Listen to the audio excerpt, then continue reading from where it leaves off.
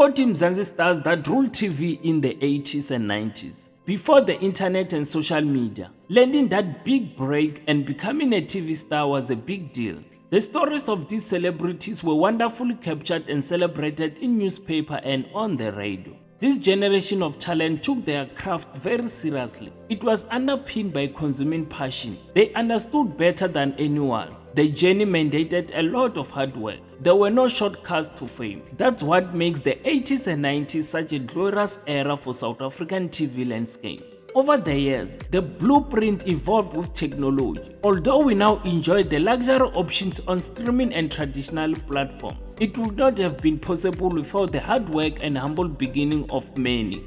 We celebrate some of them below. Cele.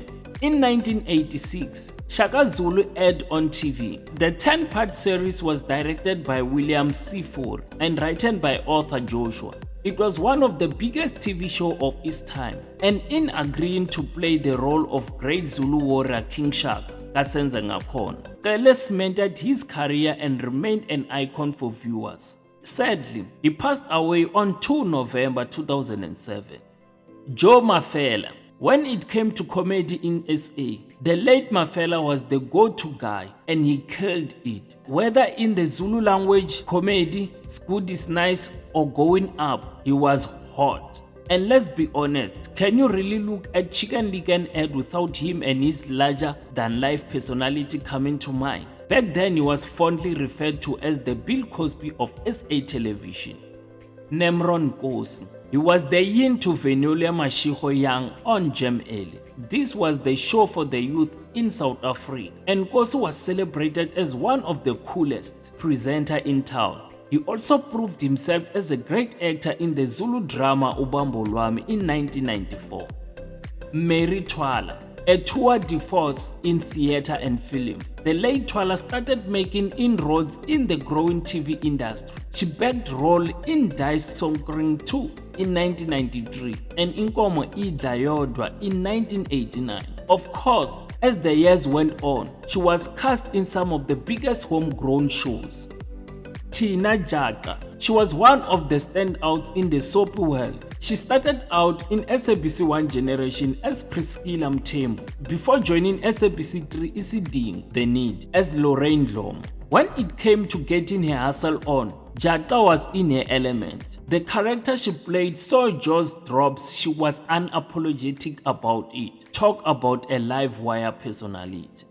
Seputla Sebohodi. Although he started out in a local petty drama Bophelo ke Semphego, playing the role of Nkwesheng, who had a roving eye, it was the hit sitcom Suburban Bliss, where he shot to fame. This show got the entire country laughing over the daily misunderstanding and frustration between the Doers, a white family, and the Molloys. Sibehod was the patriarch in the black family. This show was a big deal because it looked at the funnier side of the country in transformation.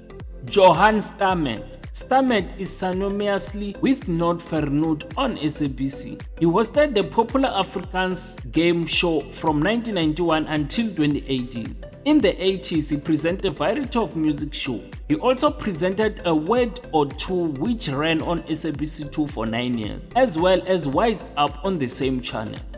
Silomake Kanube.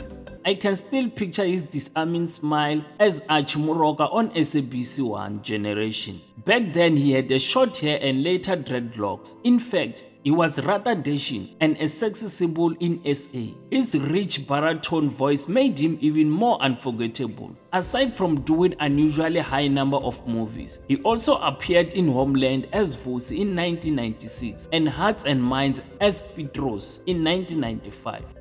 Shaleen Richards. She is best remembered for her role as Esther on Eagle Place of Gold.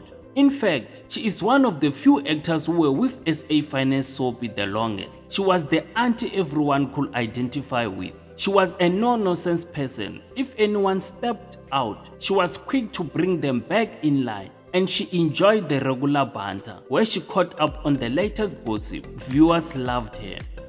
Pamela Nomvete. I'm having flashback to Nomvete as Ntsiku Lukhelo on Generation.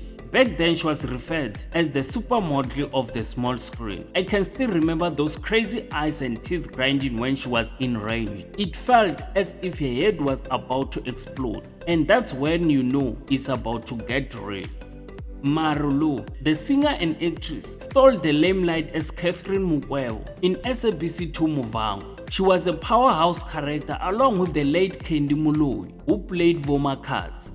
Lilian Dube, who could forget Dube as Sister Bettina in the hit drama Soul City. She was such a remarkable actress. She slipped into the skin of her character with complete ease. The gripping series was set in a fictional township where social health and development issues were tackled. It represented the struggle of SA poverty-stricken communities. Viewers will also remember her as Masibobe in Generation. Connie Ferguson, the darling of the soapy world.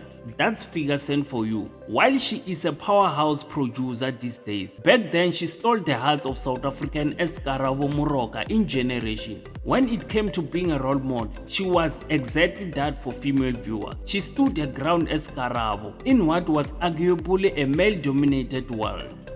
Sophie Ndaba. She now goes by the name of Sophie Chaba, but this veteran actress will forever remain a Queen Moroka in the hearts and minds of fans of Generation. Her loquacious, not forgetting meddlesome personality was more endearing than annoying. She spoke her mind and was always camera ready.